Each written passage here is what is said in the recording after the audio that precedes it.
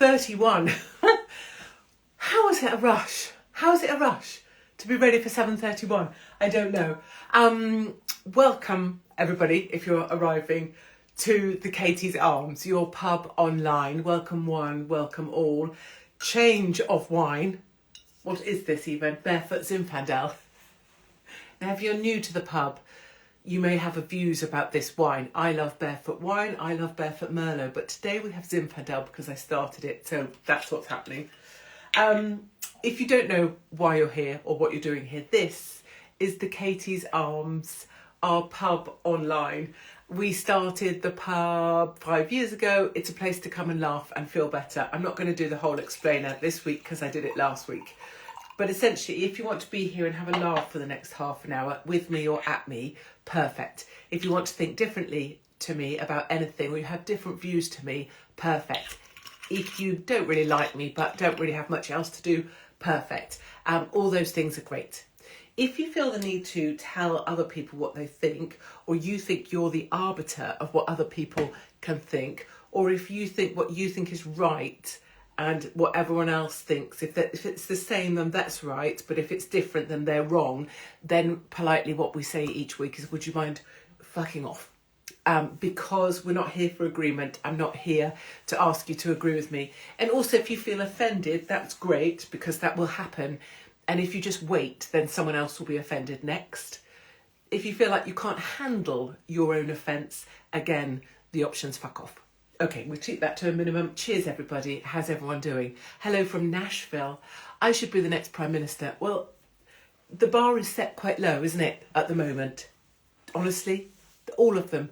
They're all cretins, all of them. I know we have to support one particular direction, but they're all cretins. I was thinking earlier about Peter Mandelson. Like, how long have all of us known that Peter Mandelson is an absolute cretin? And how has he ended up being Foreign Secretary when he's such a cretin? And now there's photos coming out of him with Epstein. We're going to see much worse photos. There is more humiliation for Mandelson coming. Hence, he went out on the front foot today to say he's really embarrassed that he ever knew Epstein. He really regrets knowing Epstein. He wishes he'd never hung out with Epstein. Yeah, you bet you do, Peter. You will find they were all fine. They were all fine doing whatever they did with Epstein on his island. They were all fine banging each other or banging young kids or whatever they were doing. I really don't want to think about it. But they don't like it when they got found out. That's the same with all politicians, isn't it? They don't like it when they get found out. And people say, oh, Katie, why don't you get into politics? I don't know that I could cope with any of them because they're all such a bunch of... I'm not allowed to say sweary words. I try not to. Anyway, lovely Mark said I swore too much last week. So I just don't know, could you really hang out with people who are that horrible all the time? I just think it would do your nut in. And the way that they're lying all the time. Emily Thornberry. Oh, God. So they're having this, Labour are trying to elect a new deputy because the ginger growler has gone. We'll talk about that. But one of the people in the running to be the new Deputy Prime Minister is that awful, awful housebrick of a woman, Emily Thornberry. And do you remember, she's the one that talks like this. She's so posh, it's not even believable. And she's got one of those really, really flat faces, Emily Thornberry.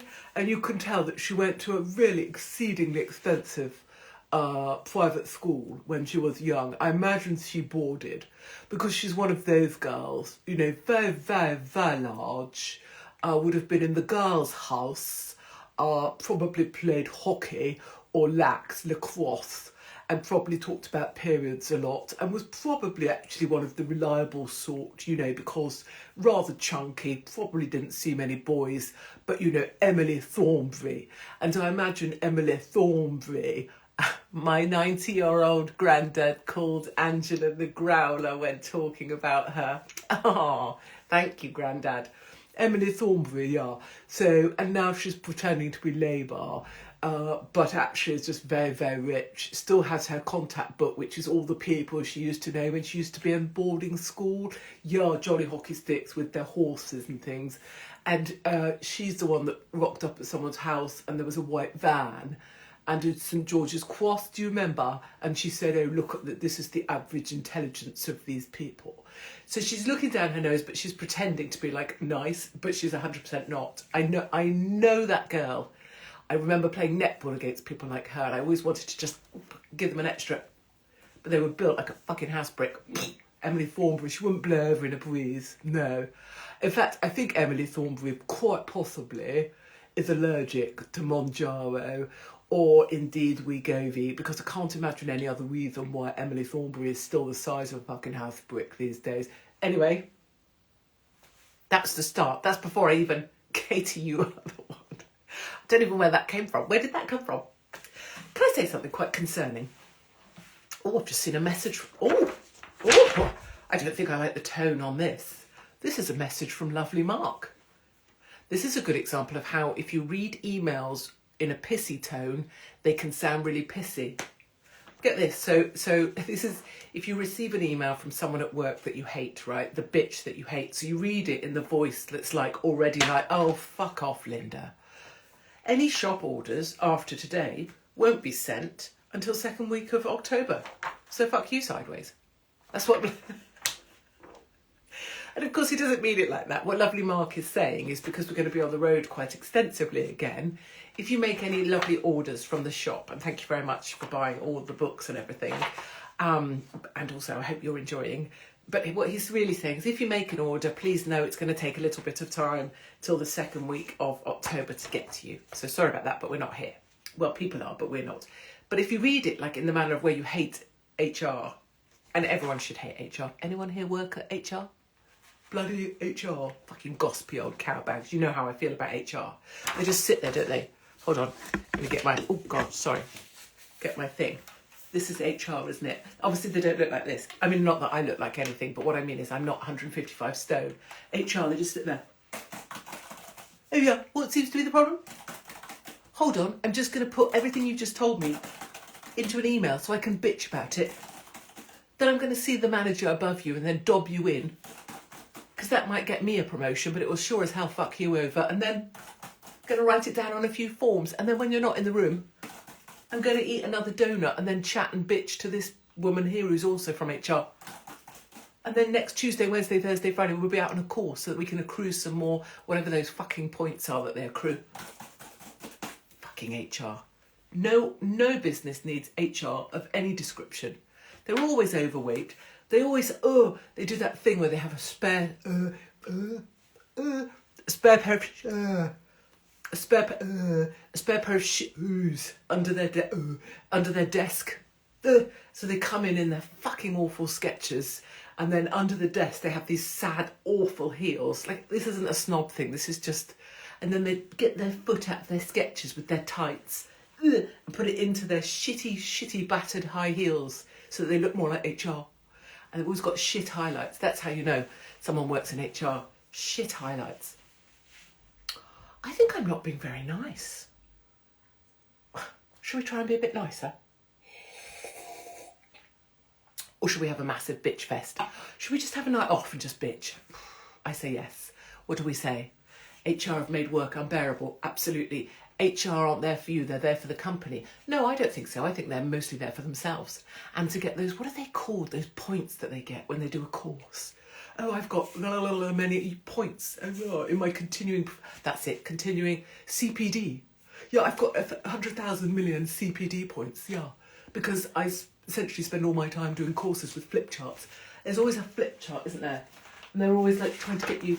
So what we're going to do now, if you'd like to work with the table that you're set out, is we're going to do this exercise. And we're going to think about things in the business that you think are really, really positive. And then she goes, positive.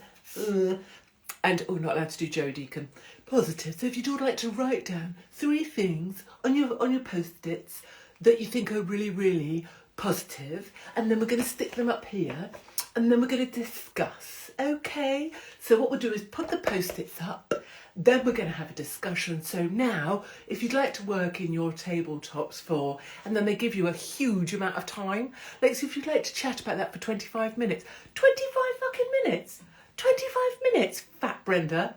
I've had children in 25 minutes. I don't need 25 minutes to think about 3 things, because what you're actually going to do, Fat Brenda, is go out there, get yourself a donut, probably have a waz or a shit, and then come back and say, right, let's have a little chat about that. It's just such brain dead, retard behaviour. I can't bear it.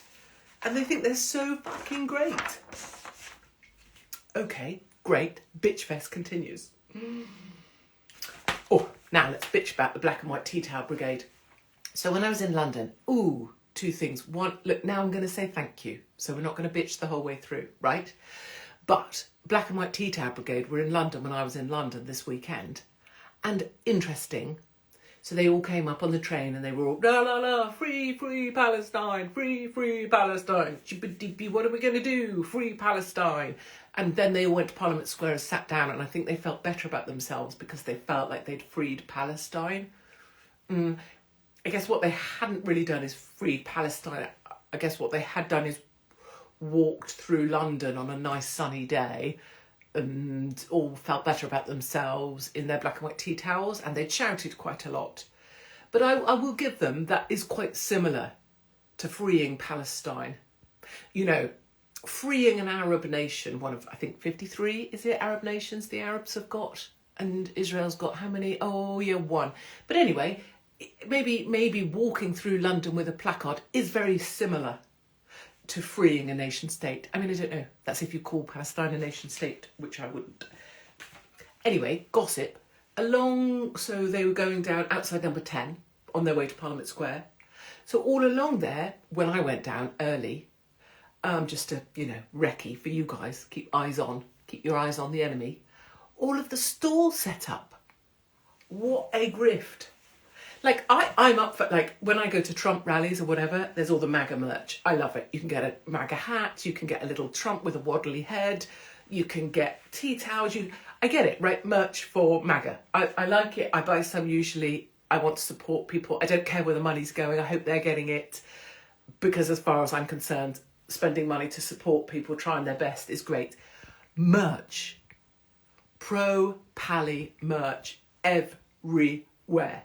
So imagine a MAGA rally or anything where you can buy the hats, the t-shirts, the badges, that's what they had. Stalls and stalls and stalls. And it was like, save Palestine, yeah, all monies will go to Palestine. Will they F-bomb?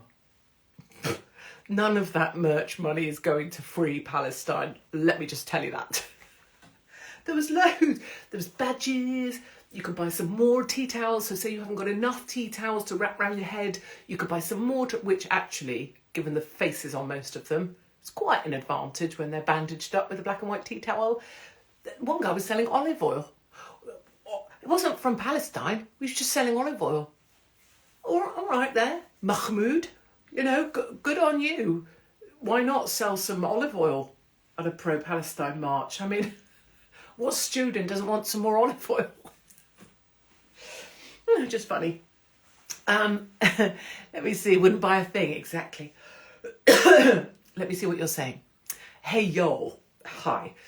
Katie, Ant Middleton for London Mayor. She's pro-Israel because she's got a brain. Some people think I am Jewish. Actually, I can't imagine why that would be. But when I was in America last, I got attacked in the street by a man who didn't know who I am. Not that I'm anyone, but because of my nose. I know. I don't know what that is. Racist or just consequences of having a big nose. Look forward to seeing you at Salisbury City Hall in November.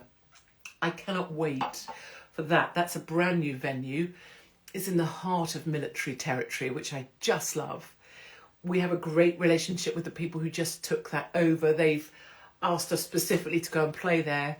You guys predictably have sold it out within moments. I think there's like 20 tickets left at Salisbury, but it's going to be so nice because it really is. It's going to feel like home. I know it is. And I believe the owners, because they posted that I was going to be there, the normal idiots that aren't ever going to attend but try and get things cancelled because just makes their little tiny chipolatas feel a bit bigger. Oh, I might be able to get Katie cancelled. Oh, I'm so powerful. Bashing one out in his mum's spare room on his sticky keyboard, imagining me dressed as a Nazi. Anyway, the venue said, if you want to come, come. If you don't want to, don't. Yes! So that's progress for me. I love it. Am I going to tour in Asia? I don't know. Am I? I don't mind. I mean, honestly, I've got some, you know, me in Asia, I don't know if that's going to go well for me. There's a few stories I tell on tour. You know, no, I don't know if that's going to go well for me or not. We'll get to Saturday, everybody. Come and tour the US. I would. I don't know why some big conservative male stand-up guy hasn't asked me to be his warm-up girl yet. Do you? I can't imagine why the boys are so scared of me. Can I say thank you? So we had shows last week. What day are we now? Wednesday. Yeah, Thursday, Friday, Saturday. Or was it Friday, Saturday, Sunday? Whatever. In Keir Starmer's constituency. We didn't advertise them massively because this is a small and new venue for us. But essentially, Katie Hopkins live in the West End, we have made happen.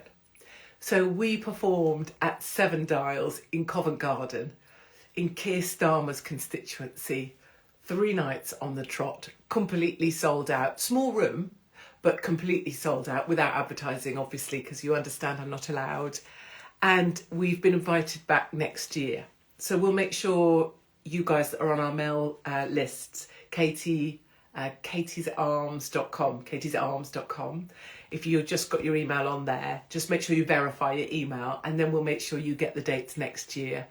But to walk through Covent Garden, you know, it's all there's all lovely people, but there's also the lefties, the theatre goers, the people who think they own London, you know, the right-on brigade, the people who you know, elected Keir Starmer. And we're walking through there, going up to our venue with our crowd, which just, like, if you imagine all the cancellations and all the unkindness and all of the years of being, you know, like 4 days before rugby, having the venue pull, but then to be invited into Keir Starmer's constituency by the owner of that place. And his team were lovely. And once again, we're able to show what a really nice bunch of people we are. And it was great. And so thank you to everybody who came. Thank you to the venue, Big Phil, and the team, Louis, and all of the people who have cleared up at the end. And thank you to, you know, in particular, Brenda. I think you are 87, sat at the back on, I think, the last show. Thank you for coming. And Brenda, 87, brought her son and her grandson to the show. So we had 3 generations all laughing along together. And thank you also to Ken, who came to one of the shows in the heart of the West End, 90 years old, which is just, you know. And then there was a 20-year-old 2 rows in front. And that's the magic of what we're doing. Okay, we'll get to Saturday. So let's get to Friday first. If you're coming to Skegness on Friday, I really look forward to seeing you there. I'm really excited for Skegness. You'll know I've got a backstory with Skegness, with the hotels there, and in particular, the hotels that refuse to take the Home Office money and sell out Skegness. You'll know there was a massive rally going through Skegness recently. So I'm thrilled to be going up there, thrilled to be thanking everybody, and in particular our guests of honours, which is the hotels that refused the Home Office money. But more importantly, to go and do a Batshit Bonkers Britain show. We've also been rejected from the embassy, I think it's called, for 2 years. And I've been in there in person asking and asking, please let me come. And this year they said yes. And you guys sold it out in about a week, which is unheard of at the embassy in Skeggy. So for all those reasons, just continue. You, using me as a sort of vehicle, I've been called a bike before. You are turning the tide, because we now have Skeggy and the embassy, and they said they'll see how it goes this time before they book again. But I know they'll book again, because people always realise what we are when we're there. Saturday. I don't know if there's something going on Saturday. in London. People keep saying something about it. But I mean, I can't imagine. I just feel like it just seems like maybe 5 million plus will be there. I'm just hearing things about it on the rumour mill. Can I be a mum for 1 minute? So, oh look, I even made a mum note. Now, you know that I'm always on the road, and I've been on the road for 20 years through South Africa, through wherever. So can I just say, I know you all know, I know you're all grown up, I know most of you are ex-military or you have 18 kids, so you don't need to be told. But were I to pack a small bag to go on the road, say on Saturday, for example, like the smallest, lightest, comfiest, double-shouldered rucksack that I own, a small one, then inside that, first of all, I would put a bin bag, so it's got a liner. Yes? So what you want to do is get I should have brought my little rucksack in, but get an old shitty rucksack you don't give a shit about, and first of all, put a bin bag liner, so that when and if it pisses it down, everything stays dry. Next thing you're going to do is get another bin bag, big black bin bag, and put that inside the rucksack, so inside the bin bag liner. So you've got a bin bag liner. Bin bags are the world's most underrated utility bit of equipment. It will provide shelter for you if you get pissed on, or a small child if they're pissed on. If someone's about to be sick, you've got a bin bag. If there's litter everywhere and you're in a public spirited mood and looking after our team and our family, maybe you'll be a litter collector. And at the end of the day, if you're piss wet through, your wet kit can go in that, inside your bag, bosh. Second thing I would definitely pack, a teeny tiny top. Doesn't matter if you're fat, doesn't matter if you're fatter than Fat Brenda. Doesn't matter if you're fatter than the doctor's receptionist. Just get your teeny tiny top and your teeny tiny leggings that weigh nothing, put them in. So that at the end of the day, you're piss wet through, quick change into teeny tiny outfit. Who gives a shit? Bits of you fall out of it, leggings are too tight, your flange is on view. Who gives a shit? You're going to be dry. I don't care what I look like if I'm dry after the end of a long day where I'm very, very tired. Okay, good. Paracetamol. You know me, I'm slightly addicted to painkillers, opioids in particular. I have to be very careful if I'm allowed on gas and air. I can't be allowed near Oromorph or morphine because I have issues. But paracetamol, because if you've got a clanger of a headache at 3 o'clock, you want to get your paracetamol in, otherwise you'll be a grumpy bastard. And we don't want grumpy bastards. Chocolate. Whatever is your thing, chocolate cheese, whatever the sugar thing is, take that. Because at that point, where maybe you'll fall over, maybe you'll be so tired, maybe someone else will fall over and they need chocolate, shove it in their face, Red Bull, bosh, good to go. Maybe cover them in a bin bag. Charge a cable. Because you're going to be on your phone a lot, charge a cable. Think about how you're going to plug it in. Don't just bring a cable. Or have you got one of those charging packs? Or maybe don't give a shit. Maybe you're not going to be on your phone all day. Perfect. Last thing, cheeky tenner in the boob. If you're a bloke, you don't have a bra, I don't know, can you put it under your nutsack? I don't know. Where can you maybe shove it up your arse? I mean, maybe put it in a little bag first. I don't know, where can blokes shove money? I think maybe up your arse, but in a bag. So have a cheeky tenner, just because that's how we roll. Always have a cheeky tenner. You can bribe someone with it. You can bribe someone. You can get half a journey to somewhere. You can give it to someone. I don't know. That's what I put if I was going to be in London for a day on Saturday, for example. And a flag. Ops. Cannot wait. It's going to be epic. So that's that. What else do we need to talk about? Let me see what you're doing. Sock. Put it in a sock. Oh, I see. Yes. Put it in a sock. Yes. I keep cutting myself off. Oh, right. Usually it's me that gets cut off. How about a wallet? No, not a wallet. No, this is the cheeky tenner. You'll have money somewhere else probably, but this is the cheeky spare tenner. If you turn up and you wake up and you don't know where you are, who that strange person is, what this apartment is, where your clothes are or your bag, at least as long as you've got your bra, you still have the tenner. You know what I mean? Not that I've had a checkered past. Someone's saying Charlie Kirk has been shot. That better not be true. Oh my God. Okay, sorry, to update everybody. On the comments here, which are live, it's saying Charlie Kirk's been shot. So we will go verify that and see what's gone on. I know Charlie very, very well. Charlie and I have spent quite a lot of time together. and he has created a conservative movement to ensure a conservative presidency way into the future. In the neck at a Utah rally. Oh, good Lord. Okay, I'm really sorry about the news. I will catch up on it. We'll all pray for Charlie. What I'll say is he's a big, tough guy. And Trump survived being shot. So that's where I'm going right now, is Charlie Kirk deserves to be okay. Must be okay. Gosh, it's all going on.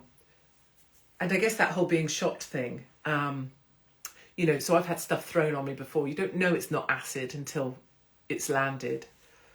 But I think that's just something someone like me, or any of us that might be anywhere on Saturday, you just have to, I personally, just for putting it out here in the Charlie way maybe, I personally accept that could happen.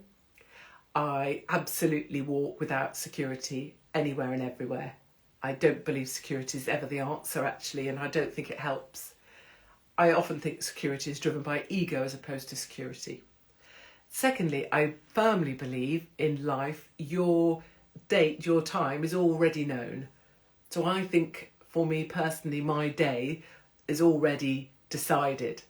So that's very helpful because it frees me completely, because I have nothing at all to fear. I don't fear the end.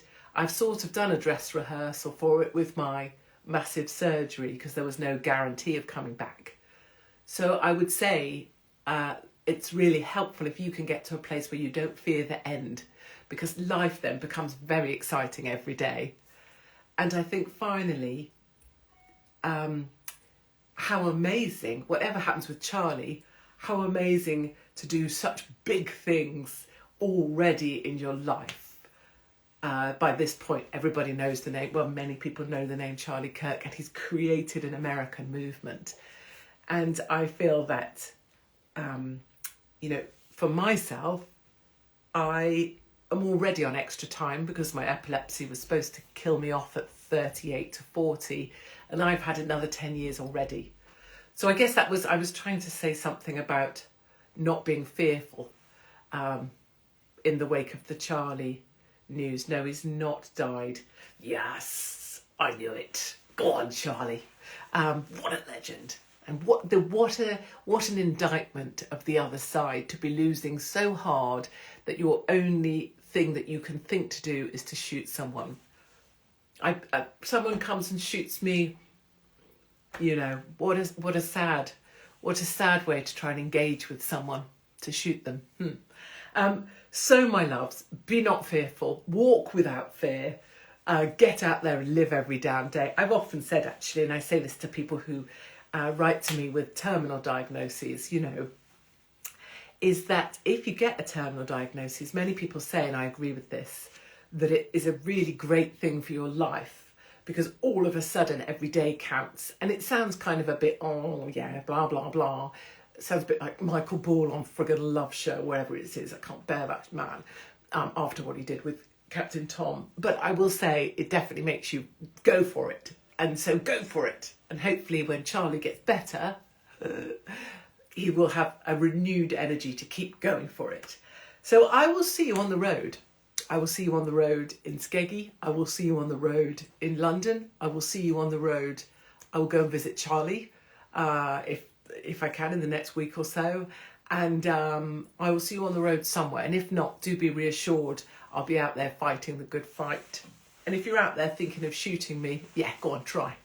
Because I tell you what, it'll bounce off. Yeah, these things here, the amount of muscle here, that bullet will ricochet off me and go back in. And then when it ricochets off me and goes back towards you, I hope it shoots you back through your tiny little cock. Okay, lovies, thank you for joining me at the Katie's Arms.